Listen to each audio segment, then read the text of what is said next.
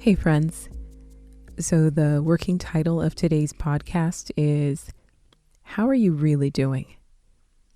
I was talking to a close friend over the weekend about keeping up with hobbies and personal development, things that we're doing for ourselves outside of our businesses, outside of work, just something for us that we truly enjoy or ventures that we want to pursue.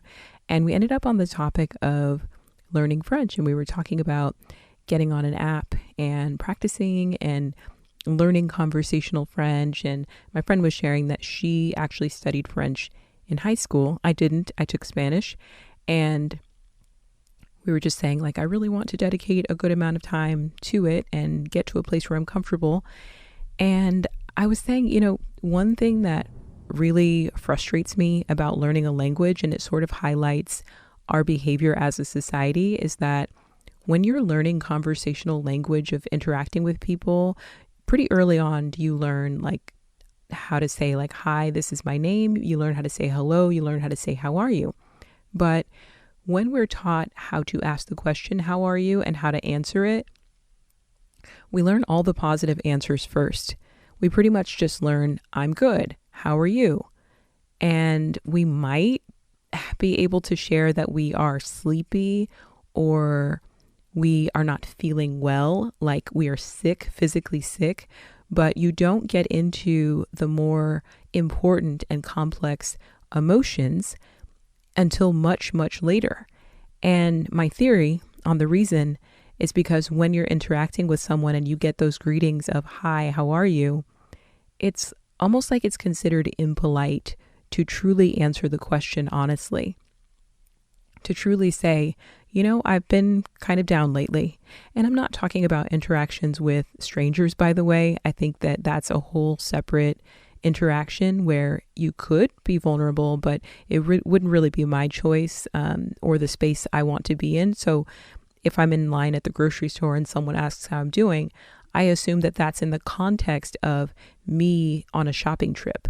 That person can only do something about the experience I'm having in the store. So if I say good and there's a but, it's mostly connected to, I didn't see any water bottles on the shelf, or where's your brie? That's about it.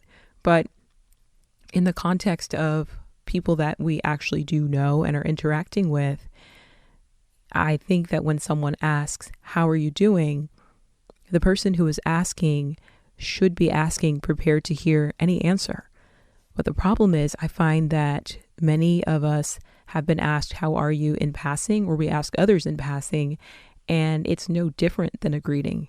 We're not really sometimes asking for depth. It's just, hey, how are you? And we just sometimes keep walking, and there's not even a chance to really answer the question.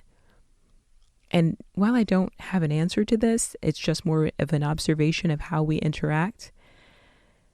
I'm thinking that when we're in a space where someone is saying, how are you?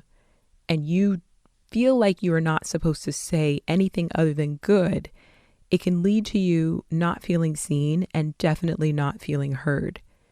And the side effects of not being seen and not being heard is to be around people, but to not feel connected, to be in the presence of others, but not feel that sense of community. And I think by nature, we need community and connection to thrive.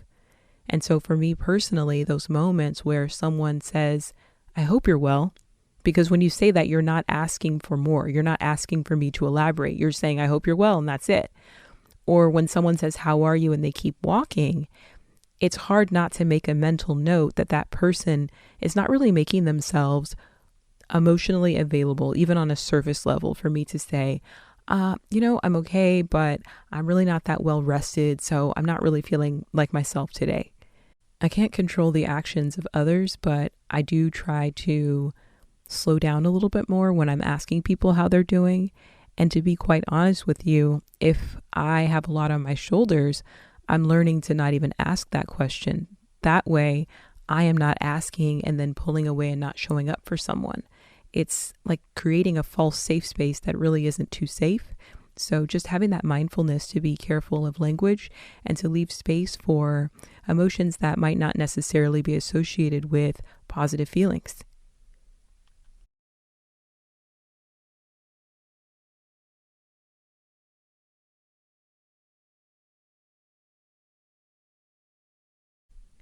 Learning a language has just made me think so much about how we express ourselves. And it can be so frustrating learning a new language because you are coming in, especially those of us who are adults and who are speaking our native language on a daily basis. You have this mastery of your native tongue. And so any complexities that you need to express, you can pretty much do so. And then you come into a new language and now you're on the level of maybe a toddler and able to maybe string a few uncomplicated sentences together, but you're still trying to find the right words for things. And it just really is extremely, extremely humbling. But to me, wanting to learn a new language is a beautiful thing because yes, you're wanting to learn and master something and build your confidence, but you're also saying there's a whole world out there of people who speak this particular language, and I would like to speak it.